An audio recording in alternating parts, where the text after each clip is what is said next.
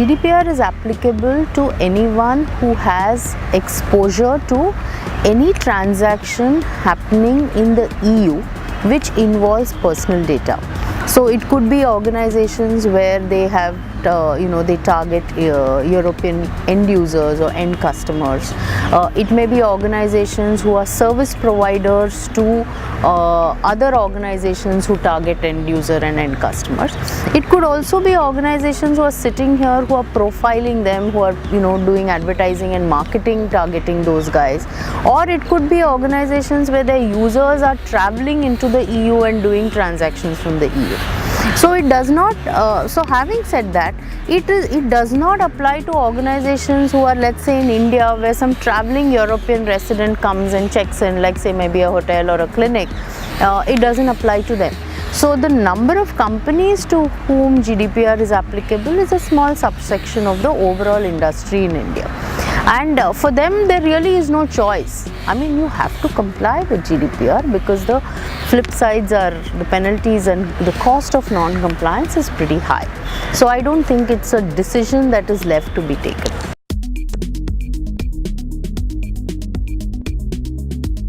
It's a law that has been passed. It's a regulation of the European Union. If you want to do any business which involves the where the law operates, which is as I just described, if you have a presence there, then you don't have a choice but to comply. There is no second option.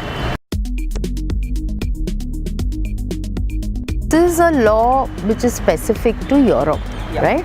Similarly, every country has a law which is to do with privacy.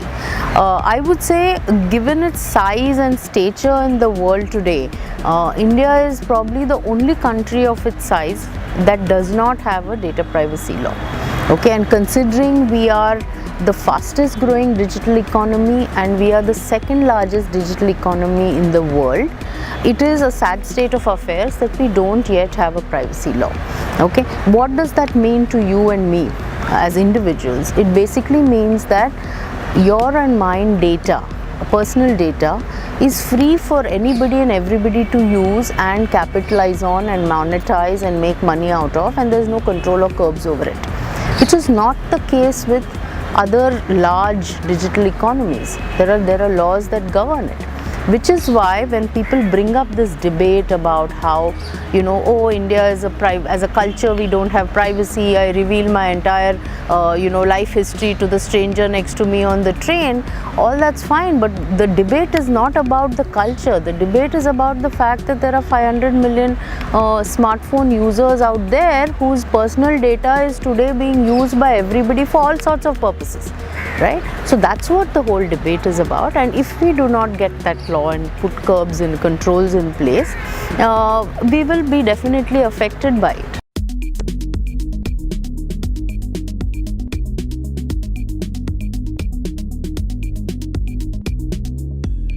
Security and privacy are two different things, okay? In a nutshell, to explain the difference between the two, and people often confuse the two, is that data privacy is only about personal data, first of all. As an organization, you handle a lot of confidential and sensitive information, which not all of it is personal information. For example, your inventory or manufacturing inventory for the day, or your company's commercials, very sensitive information, but that is not part of any privacy program, okay? So personal information is all that privacy deals with. Secondly, as individuals, for a minute, if I am, for example, having an account with, let's say, a financial institution or a telecom provider, I give up a lot of my personal data to them, right?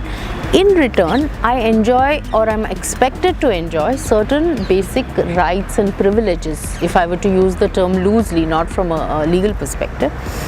Those rights are, I want to know, why are you collecting this data in the first place? Do you really need all of it?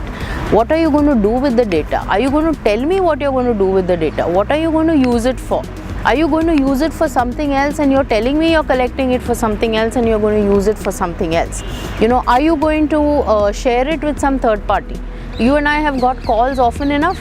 You're wondering where they're getting your number from, right? That's because somebody has shared your data without telling you, right?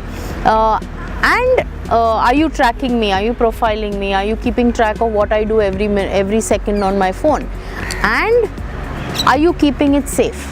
So that part about are you keeping it safe is what security programs take care of, but privacy is all of this. Now, because security has been, cybersecurity is a need that has been articulated and recognized far earlier, organizations now have structured ways of allocating budgets, and that's what the EY survey talks about. Whereas privacy in India is so nascent that most people do not know, are not yet even cognizant of the fact that they need to have separate budgets for it. So the early adopters, the early organizations who are just starting off, are actually struggling to figure out where to get that budget from. You know, the guys who are scrambling to comply with GDPR have actually had challenges. For more updates from CXO TV, please like and subscribe to our channel.